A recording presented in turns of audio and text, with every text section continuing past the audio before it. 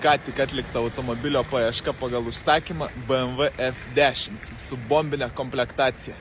Trumpai apie patį automobilį, tai yra faceliftas, 2 litrų, 140 kW, visų geidžiamas variklis.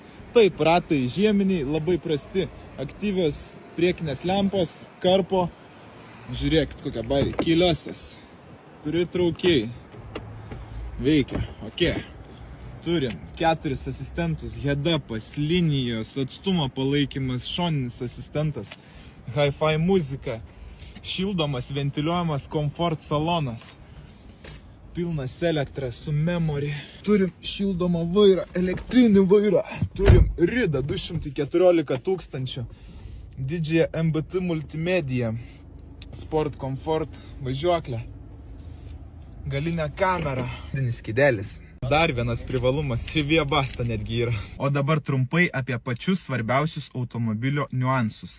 Tikra rida 215 000, BMW centre prižiūrėtas iki 195 000, paskutinis įrašas 22 metais 12 mėnesį.